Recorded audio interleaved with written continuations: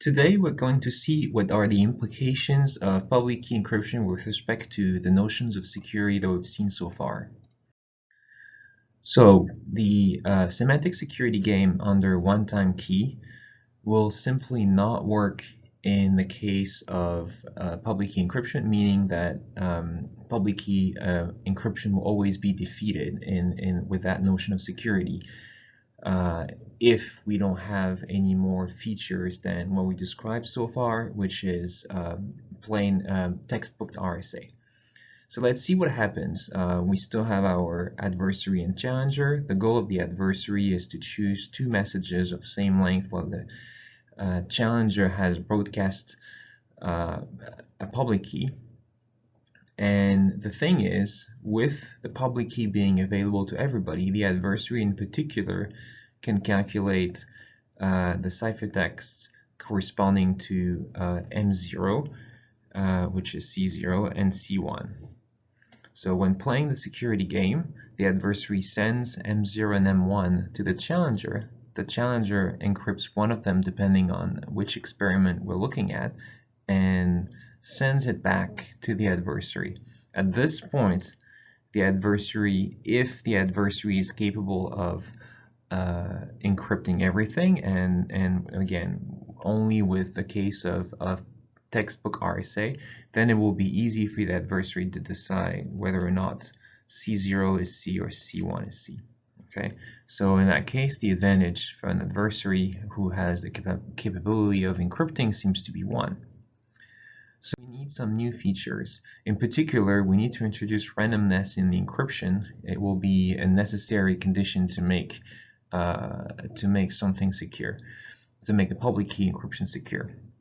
So we have to assume that the adversary can ask for encryptions. So there is a security game called the Chosen Ciphertext Attack security game. We're not even going to go over the technicalities of Chosen Ciphertext Attacks, apart from the fact that it seems pretty obvious that the adversary can request encryption of given plaintext. So a necessary condition is that each encryption has to be different, or at least there should be enough different encryptions of a given message to prevent the adversary from winning when given the ability to request encryptions of chosen plaintext. So we're going to see how we can introduce randomness, and then after that we're going to introduce a stronger notion of security, which is the Chosen Ciphertext Attack, and we'll see how this should be the right notion for public key encryption, and how the randomness can, how the introduction of the randomness may be insecure depending on how it's done. So here is one simple way to introduce randomness, and I'm calling it a naive way, and we'll see why in a minute. It's essentially the way that randomness is introduced in encryption in PKS 1.5. Not quite. There are some details I decided to leave out. So for the sake of the argument, suppose the public modulus is a 1024-bit integer. Remember that as we've seen in class, 2048 really should be the minimum for practical use these days. And assume that only 128 bits of information needs to be encrypted. Again, one thing that we've mentioned in a previous lecture is that it's typical that we only encrypt small messages corresponding to the secret key of a secret key encryption mechanism, typically a block cipher. So we assume our message is M1 to M128, okay, and then during the encryption procedure, we draw at random 1024 minus 128, so 896 bits of random bits, uniformly at random. And then we form the following sequence of binary digits that starts with the randomness and ends with the actual message. that sequence of bits can be mapped to an integer. We call that m prime, and that's what gets raised to the public exponent reduced mod n to form the ciphertext. So instead of simply raising the integer whose binary decomposition is m1 to m128, we form an integer that has the randomness in its decomposition, and then we exponentiate to the power e, which means for each different choice of random bits, we'll have a different encryption. So let's see on an example how this could work. So in this case, we have the randomness being 1, 1, 1, 0, 0, and then the message is 1, 1, 0, 1, 1. So the decimal, we assume that we represent those things with most significant bit first. So this is the least significant bit. The integer corresponding to that is 923, and then the ciphertext becomes 923 raised to the power e, which here is 23, and reduced mod 10,073, which is our modulus, and that is 402.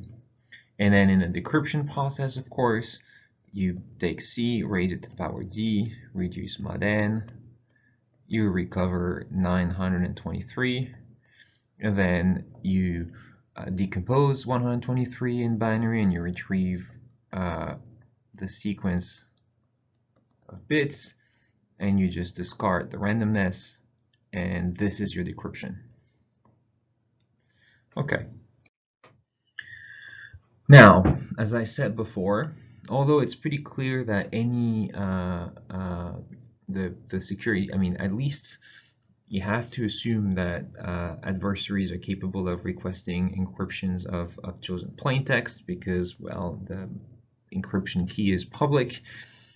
In public key encryption, you should in fact assume even more power from the adversary, which is the possibility of requesting decryptions of chosen ciphertext, which seems at first a lot of power to give to an adversary. So let's see roughly an example what what typical scenario could lead to an adversary obtaining decryptions of chosen ciphertext.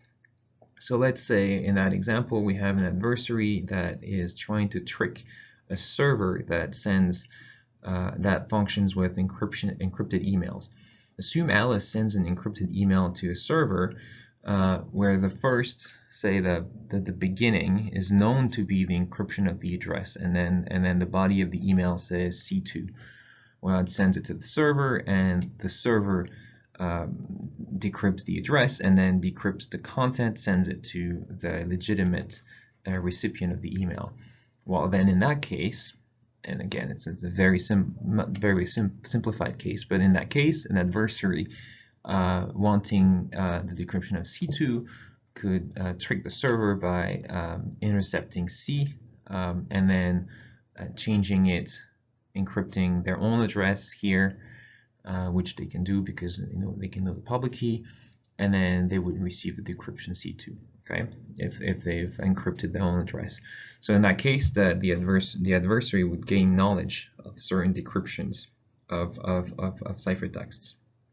But again, giving the adversary the power of requesting the decryption of arbitrary ciphertext is admittedly very strong, but in cryptography we usually want to be more conservative in the security models. So here's what the chosen ciphertext attack scenario would look like. So same as before, it has two experiments. The general goal of the adversary is always the same, which is given two messages, and upon reception of the encryption of one of them, trying to decide which one was encrypted. So the adversary here chooses at the beginning of the game a certain number of ciphertexts, sends them to the challenger, who decrypts them all and sends them the decryption to the adversary. Then the adversary chooses their challenge, which is a pair of messages that they send to the challenger. The challenger encrypts one of them. In experiment 0, it's going to be M0, sends back the ciphertext. And then the adversary has the opportunity to a second round of choice of ciphertexts, sends the ciphertexts, and then receive the decryption of those ciphertexts, and then return 0, 1. So the first phase, where the adversary requests ciphertexts without knowing the challenge, is called the phase 1, while the phase 2 is the phase when the adversary can make an adaptive choice of ciphertexts. Remember, those ciphertexts, of course, cannot be the ciphertext that's been received, but it can still be an adaptive choice of ciphertexts, and we call that phase 2. Now, experiment 1 works the same, except the only difference, of course, is that the encryption of the ciphertext, the ciphertext is the encryption of M1, and everything else remains the same. We have the two phases 1 and 2. And the security, well, pretty much the same way as we've described before. We define the event W0 as the adversary returns 0 in experiment 0, while the event W1 is the adversary returns 0 in experiment 1, and the advantage is the difference between those two probabilities. An adversary behaving significantly differently between experiment 0 and experiment 1 is essentially able to gain information on which what the ciphertext encrypts. Now, we define phase 1 and phase 2 because if you only allow phase 1, then we call it CCA1 security, which is a weaker notion of security.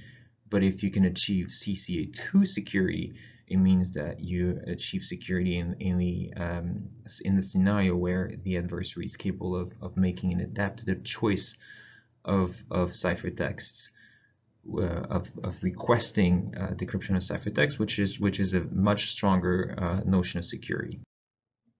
So let's see how the naive RSA padding fails the second notion of security. So we assume that we have 5-bit message and 5-bit randomness. That, of course, is just for the sake of simplicity.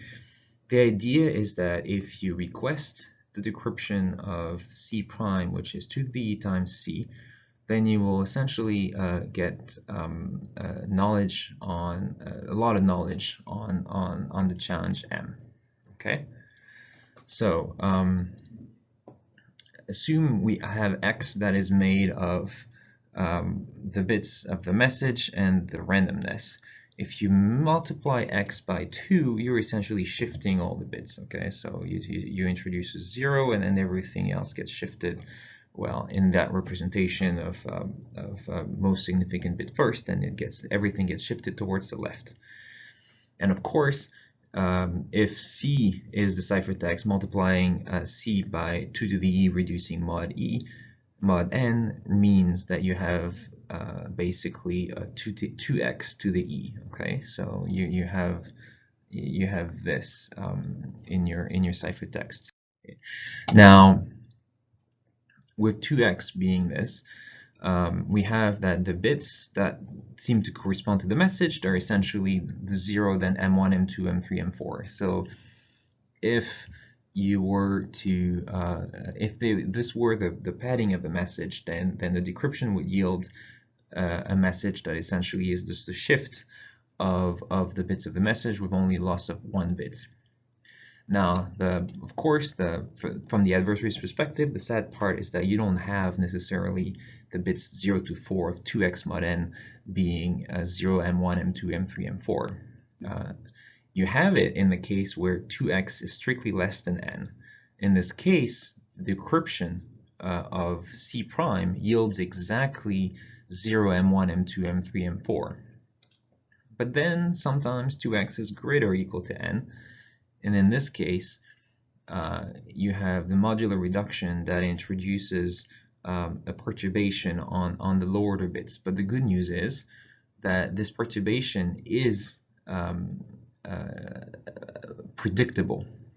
Okay, now it's predictable, but we do not know this part of 2x. Okay, so we can make an assumption saying, oh, let's see what happens if I assume that my message is M1, M2, M3, M4, M5, but I do not know what the challenger has chosen for the randomness. However, it doesn't matter because that randomness only impacts the high order bits. The only thing that matters here is that the reduction mod n is essentially a subtraction by n, and we're interested in looking at the impact of that subtraction mod n, that subtraction by n on the lower order bits. So we can basically make an arbitrary choice of q and forget about what happens in the high order bits. So as long as we have a q that satisfies those two constraints, then we know that 2 to the 5 times q plus the message mod n will be just simply 2 to the 5 times q plus the message minus n. And that minus n will impact all the bits, but all that matters, of course, is the impact on the lower order bits. So then that's all we do. We do c prime equals to the c mod n, and then look at the first 5 bits and decide whether or not we have the encryption of a given message. So let's see what it looks like from the attack perspective. So we have an adversary that asks for encryptions of M0, M1, and then the challenger computes the ciphertext that corresponds, for example, in experiment 0 to M0, and then the adversary chooses to produce a ciphertext that is to the times the ciphertext they receive, and then upon reception of that ciphertext, they check if whatever they receive corresponds to the first 5 bits of 2 to the 5 times q, where q is an appropriate choice as I described before, plus this in the lower order bits. Okay, and in this case, if it matches, then the adversary knows that the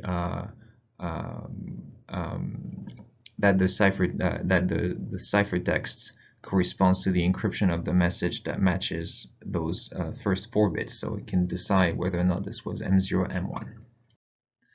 Now, to finalize, I mean, to sum up, we've talked about an insecure way of padding RSA.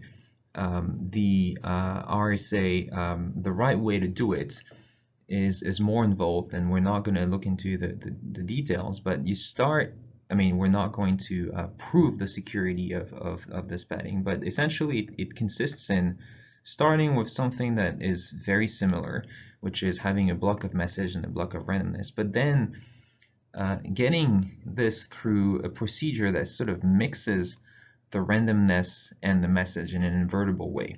So the randomness first goes towards a hash function. The results is XORed with the message, and then this constitutes the first block and also goes into a second hash function, and in the end gets XORed by the randomness, and that produces the second block. Now those 2 blocks, they can be mapped to an integer x, and I'm choosing to call it x. Actually, that's a bad choice. Let's say x prime. So, and that is raised to the e mod n, and that becomes your ciphertext. Now, when you want to decrypt, then of course you do c to the d mod n, and then you retrieve x prime, which gives you those 2 blocks x and y, and you can invert that whole process to get back to a block of message and a block of randomness, discard the randomness, and retrieve the message.